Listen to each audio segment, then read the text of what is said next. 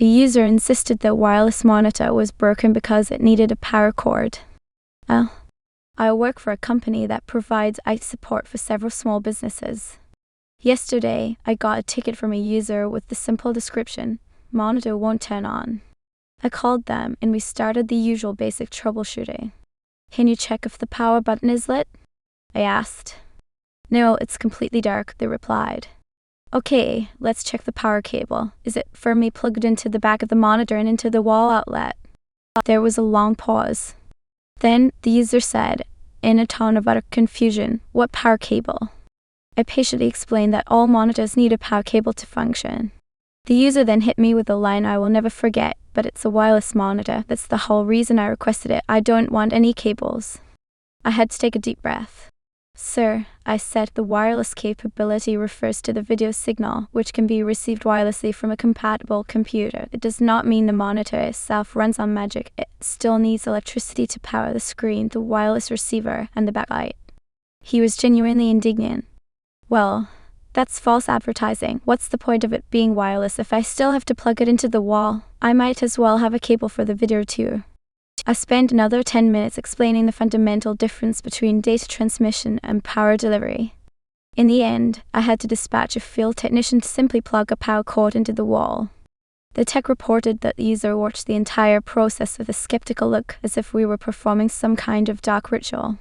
Sometimes, I wonder how we ever transitioned from the abacus to the microchip. The Windows 11 upgrade by user taken out goose. One time a friend asked me if I could come over the weekend and help fix the Wi-Fi. I said sure, and we agreed on a time and day. I go over, fix the Wi-Fi nice and easy. I had some free time left, so I asked if he wanted me to upgrade his PC to Wine since he was still playing on 10.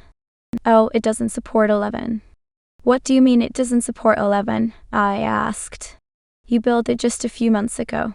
It's all new hardware. It should have no problems running 11. So I checked, and sure enough, PC health check said it didn't support secure boot. That's odd, I thought. Checked the motherboard specs. It did support secure boot. I entered the BIOS, set secure boot instead of legacy, and restarted. Didn't boot. Okay. Reverted and booted it back up. Then I tried to check if the boot partition was okay and if everything needed for secure boot was enabled. It was all correct. Okay, now what? I tried to update the BIOS and it failed. Tried to boot in safe mode. Didn't work. I tried every I could and I still stood perplexed at the screen for almost an hour. And then I had the idea to maybe check the partition type on the boot drive. It was MBR. Edit, to those who don't know, there are two main boot partition types, master boot record and GOAT partition table. For secure boot, you need the latter GPT. Turns out, he asked a friend who was tech savvy and regularly did such things to help build his PC and install Windows on it. Nobody in their right mind would install Windows with MBR on a modern system in the past decade. Alright then, quick fix. Admin PowerShell and WinRoot. MBR worked. Enter BIOS, set secure boot, and upgrade.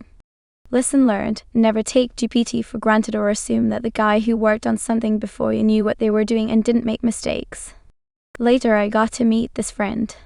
Turns out that he most usually installed cracked versions of Windows for people, for which he needed MBR to install, and my friend had a legitimate key. He used MBR out of habit. Monitor in the box by user X Theater Techin. About a week ago a user was retiring. This user and I were friendly with each other, so I was kinda bummed they were leaving. They brought back everything in the boxes we gave them for remote work. I go to open the damn monitor box and the entire fucking thing explodes open, scaring the shit out of me, and nearly launches the monitor off the table just for me to barely catch it from sliding off my table. The user didn't know how to take off the monitor from the stand/base, so they just pushed the monitor to the lowest height, compressing the shit out of the spring base and threw it into the monitor box it originally came in, creating a makeshift jack in the box.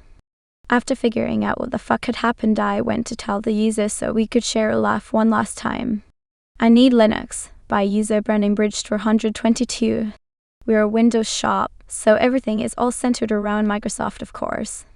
The company I work for is primarily office workers, so day to day they are doing data entry, responding to emails, drafting documents and presentations.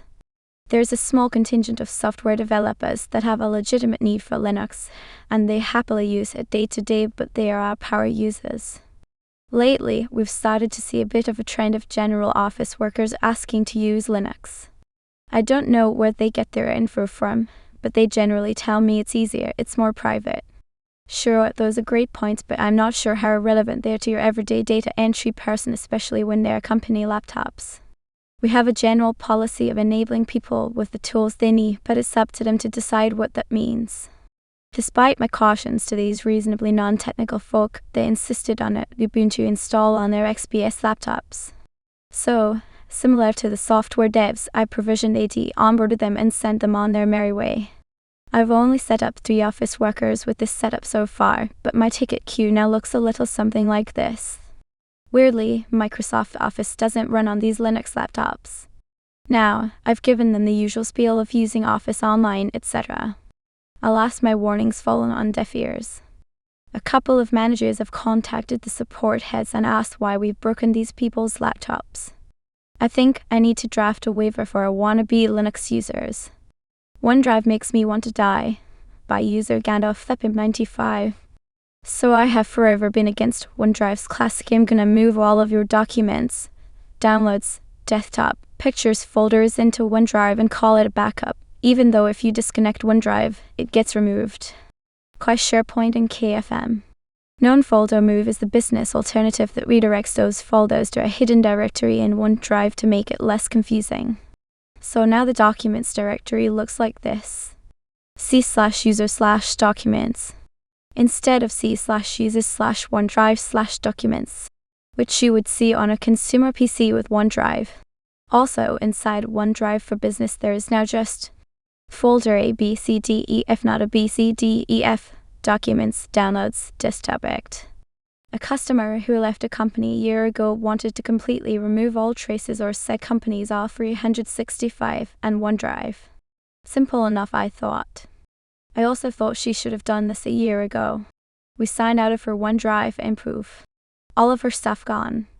I thought I did my due diligence by checking inside OneDrive and checking folder paths, but I didn't know about KFM. Here's the kicker. The customer stopped OneDrive running at startup when she left the company, so nothing was actually backing up to OneDrive even though it was saved there locally. That OneDrive directory got deleted after disconnecting it and boom. All data nuked. No backups because the customer is stupid. Just a warning to other techs. Always make a backup before disconnecting OneDrive. Even if you think you're safe, you're not.